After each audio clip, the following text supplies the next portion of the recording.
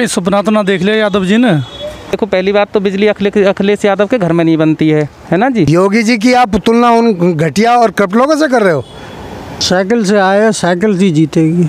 Cycle जीतेगी।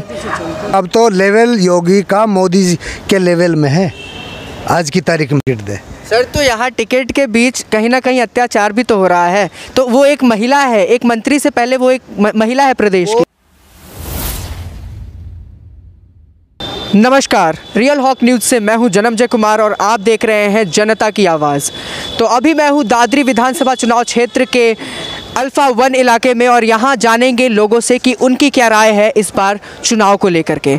तो चलिए पूछते हैं जनता से कुछ सवाल। नमस्कार सर जी, आप इसी क्षेत्र के रहने वाले हैं? जी भैया जी। तो मेरा सवाल आपसे ये है कि अभी जो विधानसभा चुनाव होने वाला है, यहीं से शुरुआत हो रही है विधानसभा चुनाव की, तो मेरा सवाल आपसे ये है कि इस बार आप किसको वोट देंगे? सीधा सीधा? जी हाँ, सीधा सीधा, सीधे पॉइंट पे आते हैं। अच्छा, ऑप्शन रखिए आप, मतलब पार्टियों को, कैंडिडेट को, या फिर मतलब कोई ऑप्शन। अगर मैं आपको ऑप्शन दूं सपा और बीजेपी में से किसी एक को चुनने का, तो आप किसे चुनेंगे? समाजवादी और भारतीय जनता पार्टी दोनों अलग अलग हैं। समाजवादी पार्टी गठबंधन से चुनाव लड़ रही है।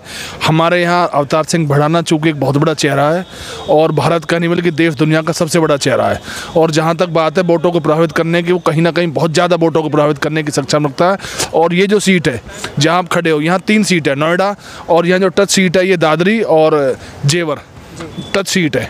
इसमें कोई दौराई नहीं। यहाँ पर अवतार सिंह भड़ाना बहुत मजबूती के साथ चुनाव लड़ रहा है। हालांकि भाजपा का चेहरा भी ऐसा नहीं हल्का है, वो बहुत मजबूती से चुनाव लड़ रहा है। और कहीं ना कहीं बसपा का भी जो उम्मीदवार, चूँकि लोकल होने के साथ साथ वो भी मजबूती के साथ चुनाव लड़ रहा है। अब सबसे बड़ी बात यह है कि गुर्जर बाहुल्य होने के नाते गुर्जर मत कौन प्रभावित ज़्यादा करता है। दोनों में कांटे का मुकाबला है। अब आप क्या जानना चाहते हो, हम सीधे सीधे बताएंगे आपको। तो मेरा सवाल आपसे ये है कि अभी जो यहाँ सत्ता पे हैं विधायक तेजपाल नागर जी, वो 5 सालों में उन्होंने इस क्षेत्र के विकास के लिए क्या क्या किया? अच्छा, तेजपाल नागर जी ने इस क्षेत्र के विकास की जहाँ तक बात है, ग्रेटर नोएडा अथॉरिटी के अधिग्रहण ये क्षेत्र है, ज़्यादातर अधिग्रहण अथॉरिटी ही करती है। यहाँ पर विकास की बात है, जो सबसे बड़ा मुद्दा है, विकास का पायदान कानून व्यवस्था पर स्थापित होता है। कानून व्यवस्था की आपने देखी स्थिति बहुत अच्छी रही है। और विकास की बात है, जहाँ तक रोज़गार की बात है, रोज़गार में जरूर कहीं ना कहीं अंकुश लगा है, कोरोना की वजह से हो चाहे और कोई कॉजेज रहे हो, लेकिन रोज़गार का मुद्दा चरम सीमा पे है।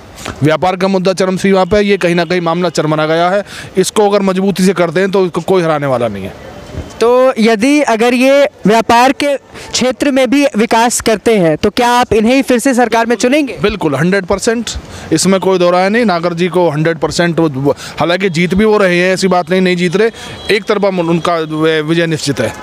जी, बहुत बहुत धन्यवाद हमसे जुड़ने के लिए। बहुत बहुत धन्यवाद। नमस्कार सर। नमस्कार सर। क्या आप इसी क्षेत्र के रहने वाले हैं? जी, मैं इसी क्षेत्र का रहने वाला हूँ सर। तो मेरा सवाल आपसे ये है कि अभी जो इलेक्शन होने वाले हैं, इसमें आप किस मुद्दे पर वोट करेंगे? इसमें किस मुद्दे पर वोट करेंगे? इसमें हम सबसे पहले वोट करेंगे हिंदुत्व को लेकर। हिंदुत्व को लेकर के? ऐसा क्यों? ऐसा इसलिए है क्योंकि यहाँ पर जितनी भी पार्टी हैं, चाहे सपा वो कह दो या वो कह दो बसपा पार्टी, सब अपना अपना ही करती हैं, लेकिन हिंदुत्व की तरफ कोई ध्यान नहीं देता है। क्योंकि हमारे यहाँ कुछ साल पहले जब सपा की पार्टी थी दादरी में, आपने सुना हो जो केस हुआ था, उसमें दोनों तरफ से पार्टियों को दिक्कत हुई थी, लेकिन हिंदुत्व के लिए कुछ नहीं किया गया, जबकि मुस्लिम पार्टी के लिए सारा कुछ हुआ है वहाँ पे।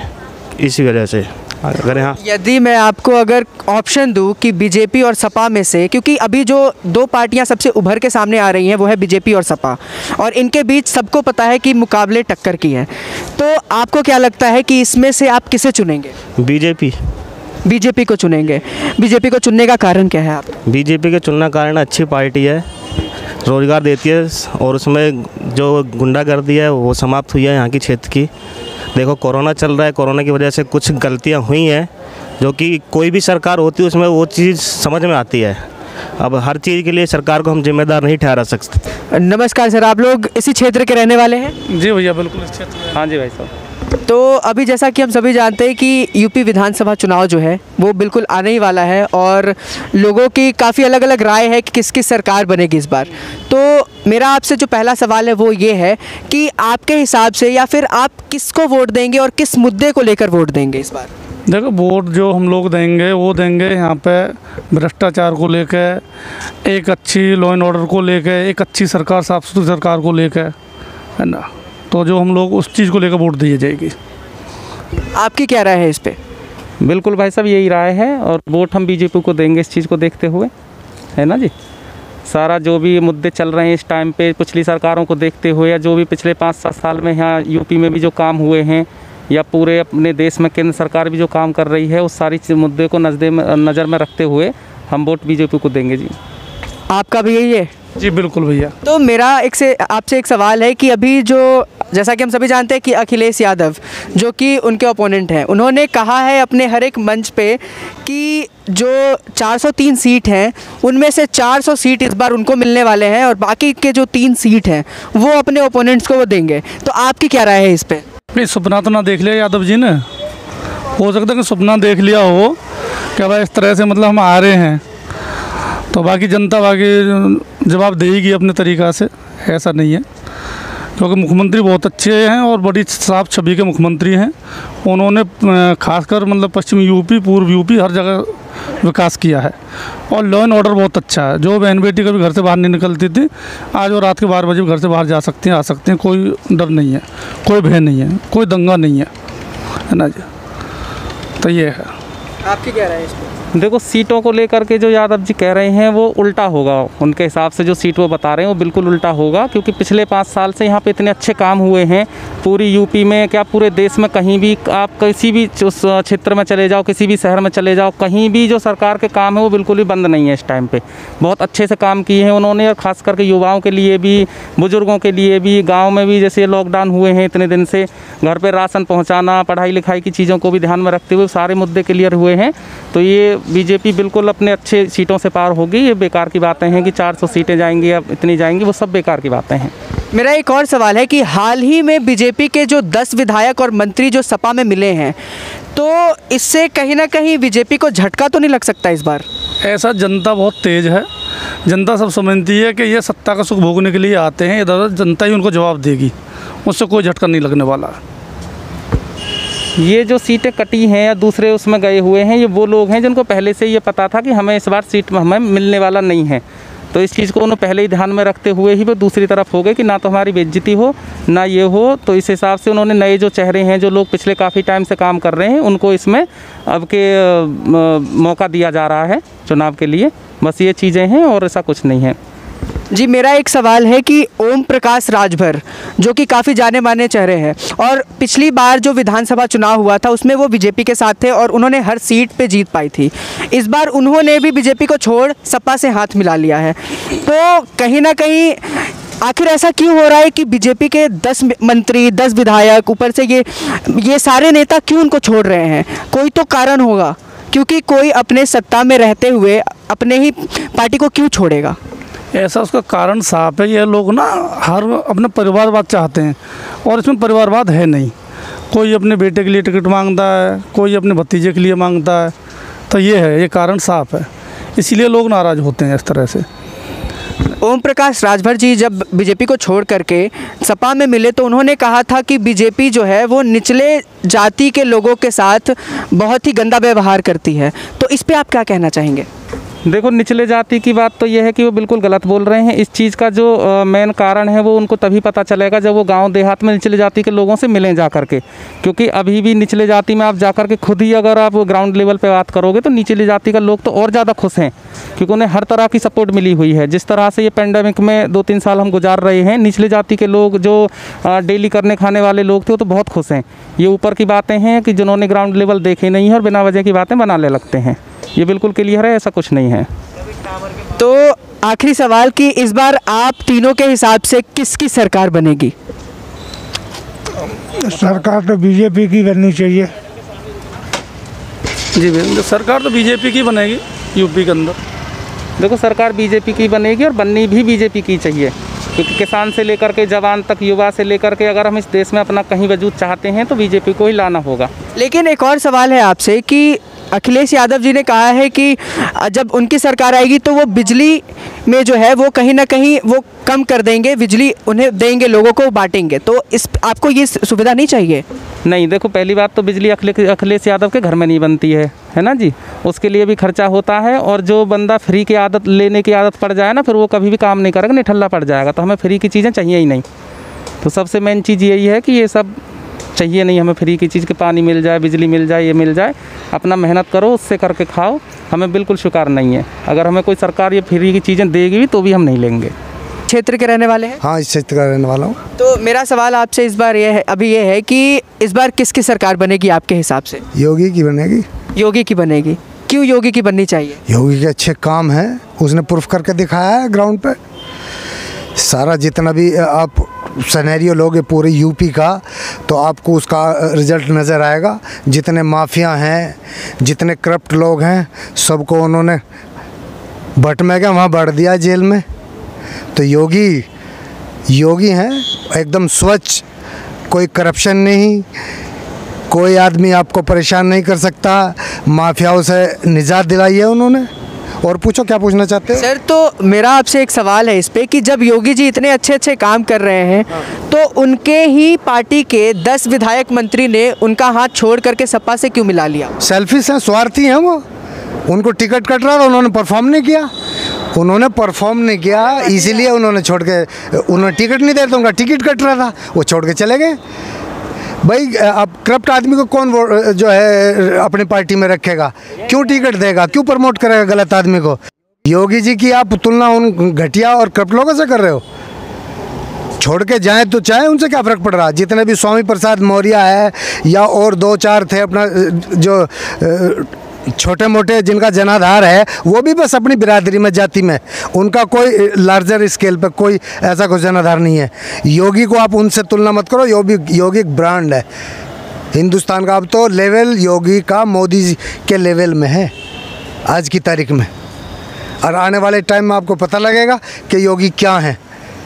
नाहिद वाहिद जितने तुम्हारे ये कराना से आ रहे थे ना, कहाँ है नाहिद? चले गए जेल में। अब अपनी बहन को आगे कर रहे हैं कि शायद वो जो है सिंपैथी वोट महिला के नाम पे गेन कर लें, तो इट इज़ नॉट पॉसिबल। आपकी क्या राय है इसको लेके? आप किसको चुनाव में चुनेंगे? साइकिल से आए, साइकिल ही जीतेगी। साइकिल जीतेगी। आपको ऐसा क्यों लगता है कि इस बार साइकिल ही जीतेगी? पेट्रोल से बहुत परेशान है गए, पेट्रोल बहुत महंगी है। गरीब आदमी पेट्रोल कहाँ लेगा, डीजल कहाँ जा रहे हो, महंगाई कहाँ जा रही है। चला तो साइकिल रहे हैं, बात पेट्रोल की कर रहे हैं।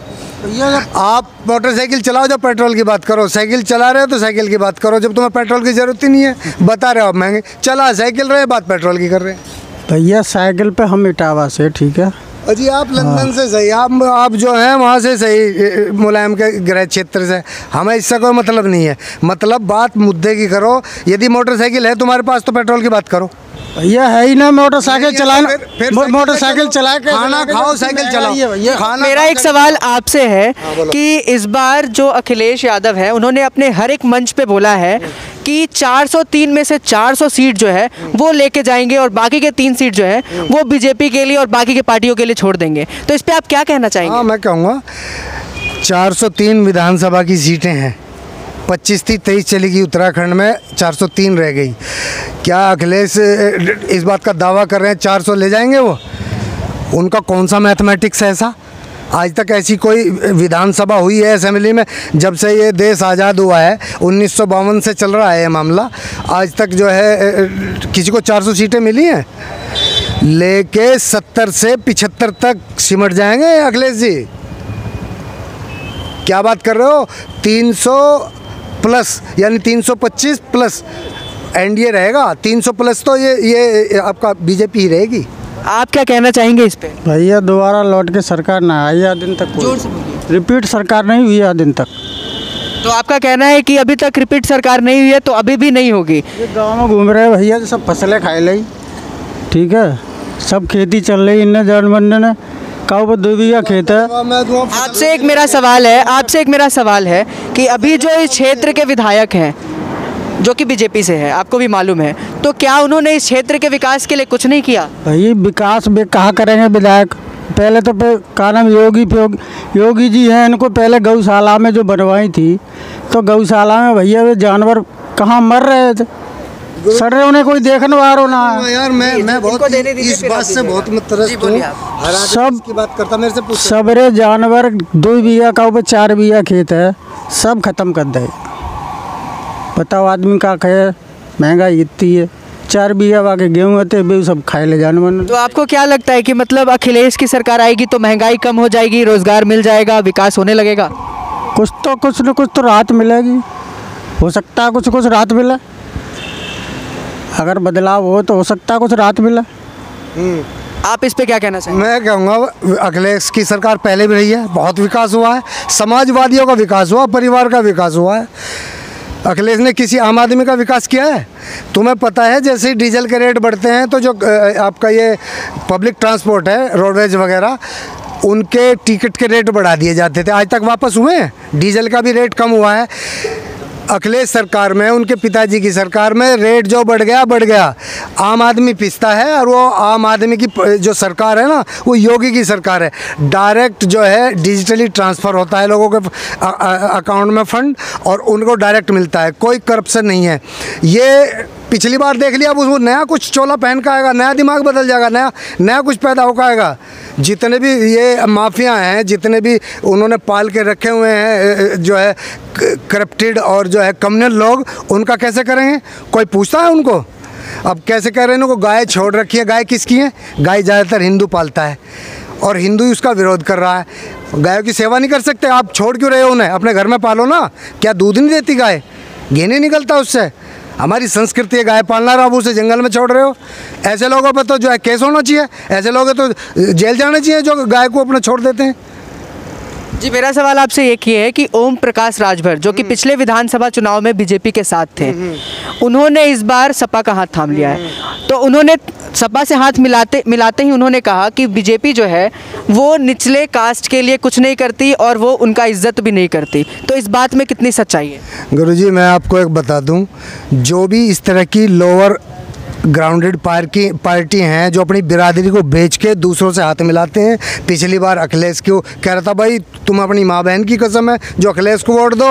अब उससे पहले जो है ये अपना ओवैसी आया है, उधर से ओवैसी की कौली भर रहा था, वहाँ कुछ दाल नहीं गली तो अब उससे हाथ मिला लिया। वो सिमट के रह जाएगा। सिंगल अपनी एक सीट मिल सकती है और वो भी जा सकती है, उसे कोई नहीं पूछता। जितने भी लोअर ग्राउंड के लोग हैं, ये SC ST OBC, उनमें कोई जनाधार नहीं। वो उन लोगों को बेच के और अपना एक स्टेटस बनाना चाहते हैं, एक सीट विधानसभा में रिजर्व करना चाहते हैं जो उसे नहीं मिलेगी। पेड़े पट्टे वाले को कौन पूछ रहा? ओम प्रकाश राजभर जाति की राजनीति कर रहे, बेच रहे हैं लोग यार अपनी जातियों को। ऐसे घटिया लोगों को कौन पसंद करेगा? और पूछो, क्या पूछना? मेरा आपसे एक सवाल है कि आप चाहते हैं कि इस बार साइकिल आए, ठीक है? तो मेरा ये सवाल जो है वो है कि मुलायम सिंह यादव जी जो हैं, उनकी छोटी बहू अपर्णा यादव अभी बीजेपी में हाल ही में मिली है, ठीक है? और बीजेपी में मिलते ही जैसे ही उन्होंने बीजेपी में मिली तो लोगों ने विपक्षी दलों के जो लोग थे उन्होंने कहा कि जो पार्टी अपने घर के परिवार को एक साथ नहीं रख पा रहा है वो पूरे प्रदेश को एक साथ कैसे रखेगा? तो इस पर आप क्या कहना चाहेंगे? ये नई सपा है, नई हवा है, ठीक है? पुराने जो लोग लगाते थे सपा पार्टी पे कि ये परिवारवाद है, ये तो पुराना नहीं है ना, ये तो मुद्दा नया है। उनके लिए टिकट नहीं दिया तो बीजेपी में चली गई। ये बंदा उन्होंने जाते ही बोला है कि हमारे प्रदेश में जब सपा की सरकार थी तो हमारे प्रदेश की महिलाएं सुरक्षित नहीं थी, बीजेपी में सुरक्षित है। तो इस पर आप क्या कहेंगे? ऐसा है, बीजेपी में भी सुरक्षित है। वो पहले अपना पार्टी में काम करती, ठीक है? पहले वो पार्टी में काम करती है, उसके बाद अखिलेश भाई उनको देखते कि आगे ये विधायक ही लायक या MP लायक हैं तब वो टिकट देते। और उन्हें पहले ही काम करने से उन्होंने ग्राउंड पर काम तो कुछ किया नहीं है, उन्होंने, तो उनको जाने से कोई फ़र्क नहीं पड़ेगा। ठीक है, तो अब मैं पूछना चाहूँगा यहाँ पे जितने भी जनता है उनसे मैं एक सवाल करना चाहूँगा कि अभी तक मैंने जितना भी सवाल किया, 2 ही पार्टियां सबसे उभर के आ रही हैं। तो मैं सीधा सा सवाल करता हूं कि इस बार आप लोगों के हिसाब से किसकी सरकार बनेगी? अर्पणा की बात बता दें, अर्पणा ने पार्टी चेंज क्यों करी? अर्पणा को पार्टी में सम्मान नहीं मिल रहा था, उसकी अनदेखी की जा रही थी। अखिलेश कह रहे हैं वो नहीं आई है, वो ब्याह के भी कितने दिन पहले अखिलेश के परिवार में जा चुकी। जब उसको कोई सम्मान नहीं करेगा, उसकी बात नहीं करेगा तो वो उस पार्टी में क्यों रहेगी? समाज में विघटन कब होता है? जब उसकी अनदेखी होती है। परिवार में विघटन कब होता है? जब उसकी अनदेखी होती है। तो विघटन उसका यही हुआ, पार्टी अखिलेश की पार्टी से वो इस्तीफ़ा दे के और बीजेपी में ज्वाइन किया है कि उसमें महिला का सम्मान हो रहा है, महिलाओं को अच्छे से जो है उनकी पूछ हो रही है, उनकी गिनती हो रही है। अभी तुमने पता कल लखनऊ में एक कॉन्फ्रेंस हुई है लेडीज़ की, अदिति सिंह भी पार्टी छोड़ कर, कांग्रेस छोड़ के आई है अदिति सिंह, और ये अर्पणा भी आई है पार्टी छोड़ के। एक लड़की जो कांग्रेस की पोस्टर गर्ल थी, उसका नाम था प्रियंका, शायद प्रियंका है उसका लड़की का नाम, वो पार्टी छोड़ के आई है। उन सब का एक वहाँ पे सेमिनार हुआ है मीडिया के सामने। उनका कोई लालच नहीं है भाई मुझे ये टिकट दे दे, उनका कोई लालच नहीं। वो ग्राउंड पे पब्लिक की सेवा करनी चाहती है। उन्होंने कमा रखा, उन्हें कोई रोजी रोटी की दिक्कत तो है नहीं, पब्लिक की सेवा करेंगे, उनका विश्वास पब्लिक में बढ़ेगा, उनका जनाधार होगा, वो एक जो है अच्छा फेस निकल के आएंगे बीजेपी का, महिला मोर्चे का। तो इसलिए अखिलेश की पार्टी छोड़ दी, क्योंकि अखिलेश उनको कुछ दे नहीं रहे थे। उन्हें तो इस पे मेरा एक सवाल है कि हाल ही में अभी एक ऑडियो वायरल हो रहा है जो कि स्वाति सिंह का है। स्वाति सिंह योगी की है ना, नेता है वहाँ, मंत्री, दयाशंकर की पत्नी। जी हाँ, दयाशंकर की पत्नी, जी जी। तो उस ऑडियो में ये पता लगाया गया है कि उनके जो पति है वो उन पे कितना अत्याचार करते थे। तो काफ़ी लोगों का ये सवाल है कि जो पार्टी अपने मंत्री को सुरक्षित नहीं रख पा रहा, वो प्रदेश की महिलाओं को कैसे सुरक्षित रखेगा? देखो, अत्याचार की बात होगा, डोमेस्टिक वायलेंस कुछ होगा, आपस में पति कन्फ्लिक्ट आ भी जाता है। दयाशंकर बनने थे मंत्री, टिकट मिलना था दयाशंकर को। वो एक बयान मायावती के विरुद्ध में उसने एक बयान दिया कि उसने अपना पैर काट लिया एक तरह से कुल्हाड़ी से, और उसकी वाइफ ने वो बयान को पकड़ कर वायरल हो गई लोगों के दिलों में, उसके दिमाग में आ गया भाई ये लेडी जो है महिलाओं के लिए लड़ सकती है। तो पार्टी ने उसे प्रमोट करा, टिकट दी और जो है वो चुन के आई और मिनिस्टर बना दी। अब उनमें दोनों में टिकट का हो रहा है। अब ये पार्टी के ऊपर डिपेंड है, वो पति को टिकट दे या पत्नी को टिकट दे। सर, तो यहाँ टिकट के बीच कहीं ना कहीं अत्याचार भी तो हो रहा है। तो वो एक महिला है, एक मंत्री से पहले वो एक महिला है प्रदेश की। सुनो, जो डोमेस्टिक वायलेंस उसके साथ हुआ है वो एज ए मिनिस्टर उसको उठा नहीं पाती क्या? पब्लिक डोमेन में आप रख रहे हो उस चीज़ को, या वो अब रख रही है पब्लिक डोमेन में, वो आपस में ही थोड़ा एक स्वार्थ होता है। अरे ये नहीं, मैं ही चुनाव लड़ूंगी, मैं ही जो है विधायक बनूंगी, ये आपस में घर का मामला वो सुलझा लेंगे उस चीज़ को। हमारा या पब्लिक का उससे कोई मतलब नहीं है। यदि वो ज़्यादा वायलेंट हो रही है उस अपने घरेलू झगड़े से, तो एफआईआर लिखवाए उसके खिलाफ, अपने पति के खिलाफ एफआईआर लिखवाए, कोर्ट में जाए। पब्लिक से क्या मतलब उस चीज़ का? इस चीज़ तो मेरा आखिरी सवाल है आप सभी से कि इस बार आपके हिसाब से किसकी सरकार बनेगी? अखिलेश की। अखिलेश की जी। साइकिल 350 पार अखिलेश यादव। जोर से बोलिए। अखिलेश यादव। अखिलेश यादव। आप बताइए।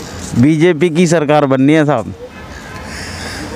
और इसी बात है, 300 प्लस बीजेपी आएगी। ये सब जो है उसके क्षेत्र के बंदे हैं। ये बंदा वहीं का है, अखिलेश के आसपास का ही, यादव ही होगा मेरे ख्याल से। बिरादरी पे नहीं बात बनती है, राष्ट्रवाद पे बात बनती है, सबको साथ लेके चलने पे, गरीब आदमी को उसका हक मिलने पे। आपको पता, आज ही मैं समाचार देख रहा था, जो और प्रदेशों की जो सरकारें हैं, एक वो आता ना कोटा, समझ रहे हो, जो राशन मिलता है, जो बीजेपी गवर्नमेंट ने सब गरीब लोगों को दिया है, पैसे भी दिए हैं खर्चे के लिए उनके अकाउंट में डायरेक्ट, उनकी भी धांधली कर रहे हैं। उनके लोगों के अंगूठे स्कैन कराते हैं और उनका हक खा जाते हैं। अखिलेश सरकार में कहीं देखा राशन बंटता हुआ? देखा आपने अखिलेश सरकार में? इससे पहले अखिलेश की ही थी, देखा कहीं राशन बंटता हुआ अखिलेश सरकार में आपने? बताओ किसे दिया? शुरू से बट रहा है राशन। क्या कह रहे हैं? राशन तो शुरू से ही बढ़ता था। जोर से बोलिए। अब कोई फ्री का नया फार्मूला नहीं है, चुनाव के मारे कर दो, जो 2 महीना बाद फिर बंद कर देंगे। अखिलेश सरकार में राशन तो बट रहा था, लेकिन बड़े बड़े लोगों को मिल रहा था, गरीब को किसी को नहीं मिल रहा था। हम भी गांव में ही रह रहे हैं, कोई विदेश में न रह रहे हैं, है ना। और 2-3 साल से फ्री बट रहा है। वो सारे मुद्दे यानी बाबा जी ने काट दिए, जो बड़े बड़े थे ना वो काट के और छोटे लोगों में बांटने लगे हैं वो। अब बड़ों को मिल नहीं रहा तो कुछ तो बिरादरी वाली बात कर रहे हैं, ये नहीं कर रहे हैं राष्ट्र की बात कर रहे हैं कि मान लो हमारा प्रदेश कैसे सुधरना चाहिए, बात कर रहे हैं बिरादरी के यादव हो जाए। अरे यादव से क्या मतलब है, बाबा जी कौन सा किसी का दुश्मन है? बताता हूँ मैं, नहीं बात बताओ, सुनो। अखिलेश ने कल बयान दिया है पाकिस्तान हमारा दुश्मन थोड़ा ही है। अखिलेश ने कल बयान दिया पाकिस्तान हमारा दुश्मन थोड़ा ही है। बताओ दुश्मन हमारा कौन है फिर? पाकिस्तान हमारे यहाँ लोगों को मार रहा है, बम विस्फोट करवा रहा है, लोगों को अगवा करके उनकी गर्दनें कट गई। पाकिस्तान हमारा दुश्मन ही नहीं है।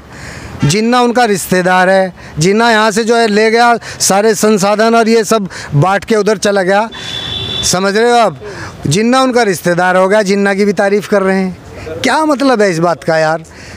देश के लिए सोचो, राष्ट्र के लिए सोचो। ये देश आप ही सभी लोगों का है।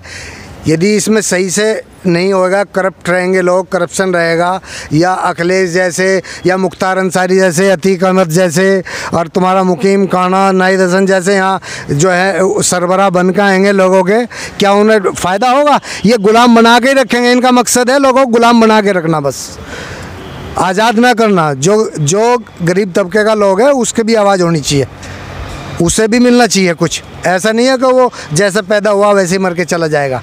जी, आप कुछ कहना चाह रहे हैं तो क्या करें? इधर आइए, इधर आइए। क्या नहीं, बेरोजगारी और रोजगार के मुद्दे पे चुनाव होना चाहिए, मेरा तो ये कहना है। भाई रोज़गार होना चाहिए लोगों के लिए। इनके पेपर लीक हो जाते हैं, भर्तियां आती नहीं हैं और चुनाव की सारी तारीखें फ़िक्स हो जाती हैं। डी ग्रुप का पेपर है, सन 2019 से अभी तक पेपर नहीं हुआ डी ग्रुप का, बताओ आप। तो मेरा एक सवाल है आपसे कि अभी जो सरकार है वो बेरोजगारी को लेकर कुछ नहीं कर रही? नहीं, कुछ नहीं कर रही, ऊपर से नीचे तक कोई कुछ नहीं कर रहा है।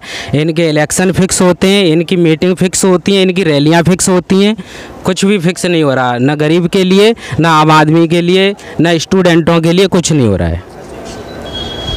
जी, क्या चीज़ रोजगार की, मैं जवाब दे दूँ रोजगार के लोगों। जी जी, अखिलेश सरकार ने पूरा रोजगार दिया भाई, है रोजगार। अखिलेश सरकार ने पूरा रोजगार दिया, सारे यादव भर्ती कर लिए, सारे। कौन कहता है कि यादवों की भर्ती हुई है? कौन सी बिरादरी का भर्ती नहीं हुआ? नहीं, कौन कहता है यादवों की भर्ती हुई है? कौन सी बिरादरी का भर्ती नहीं हुआ? हमें उसका डाटा दिखा दो आप। डाटा पे बात करो ना। पोर्टल पे जाइए, नहीं, पोर्टल पे जाइए, जितनी भर्ती हुई है अखिलेश के टाइम। अरे सुनो यार, हम बताते हैं ना, एक ऑनलाइन है सारी चीज़ें। आप एक पोर्टल पर जाइए, जिस नौकरी, जिस भर्ती की आप बात कर रहे हो उसके कैंडिडेट्स की लिस्ट निकाल लो और उसमें देखो कितने यादव हैं, कितने मुस्लिम हैं और कितने और लोग हैं। नहीं, ये कोई मुद्दे की बात नहीं है, ये कोई जाति बिरादरी की बात नहीं है। ये बेरोजगारी ये तो करा रही है ना बीजेपी, जाति बिरादरी हिंदू मुस्लिम करवा रही है, ये मुद्दे जो करवा रही है। मैं यादव ना हूँ, मैं गुर्जर हूँ। नहीं, हम भी बताओ मुझे क्या दे दिया? बताओ किसी क्या दे दिया मुझे? अब जो भर्ती हो रही है वो फेयर हो रही हैं, और यदि कहीं भी पेपर लीक हो गया इनका, कुछ नहीं हुआ। एक मैं बताऊं आपको, एक मैं हाई स्कूल का पेपर देने जाता हूं तो उसका जब टाइमिंग होती है तो ऐसे पेपर खुलता है कि जैसे IAS का पेपर होने वाला है, नहीं अभी नहीं, रुको 10 मिनट बाकी हैं, और पेट का पेपर लीक हो जाता है इनसे, वो पेपर समझ नहीं पाता। बताओ अभी जब वोटिंग के जब वो जो डब्बे जाएंगे तो इतनी सिक्योरिटी लगेगी कि उन्हें कोई छेड़ न दे, तो पेट का पेपर कैसे लीक हो गया बताओ? तो आपको क्या लग रहा है कि अखिलेश की सरकार आएगी तो ये पेपर लीक होना? बात सुनो, सरकार कोई भी हो, पढ़ा लिखा शासन करे, कोई ये बाबाओं के या कोई भी हो, इनके हाथों में सरकार दी जाएगी तो ऐसा ही होगा। भाई मैं क्वालिफाई करके IPS बनता हूँ, और IPS एक अनपढ़ आदमी के नीचे काम करता है, वो क्या घंटा काम करेगा बताओ आप? उसके ऊपर एक कानून बनना चाहिए कि पहले विधायक सांसद का एक उसका टेस्ट होना चाहिए, उसके बाद उसके वो हक मिलना चाहिए। तो आप किसको सपोर्ट कर रहे हैं इस बार? एक चीज़ मैं तो सपोर्ट करूंगा, जिसे करूंगा जो मुझे अच्छा लगेगा उसे सपोर्ट करूंगा। मैं नहीं सपा को सपोर्ट कर रहा हूं, मैं कह रहा हूं अभी, उसमें कोई दिक्कत नहीं है। पर जो मेरा मुद्दा है मोदी से, योगी जी से, एक इस पे कानून बनना चाहिए कि मैं 2 नंबर का काम करके मैं किसी को घूस दे के टिकट लेके आ जाऊं, फिर मैं सत्ता में राज करूं, फिर मैं अत्याचार करूं, वो कोई कानून नहीं है। ना कभी देश का भला होगा न जनता का भला होगा। कभी विधायक इधर से इधर हो जाते हैं, आम जनता फिसती है, सांसद इधर से उधर हो जाते हैं। कोई बीजेपी का सपा में चला गया, सपा का बीजेपी में चला गया। मैंने विश्वास करा था विधायक पे, विधायक इधर से इधर चला गया, फिर भला किसका होगा? आम आदमी का। वो तो वैसे ही मरेगा, जो पहले मर रहा था वो अब भी मरेगा। इस बात की जिम्मेदारी आम पब्लिक की है, इन लोगों की, जिस आदमी को ये चुन रहे हैं। गुमराह करा जा रहा है। ये जिम्मेदारी तुम लोगों की है, जिस आदमी को तुम चुन रहे हो उस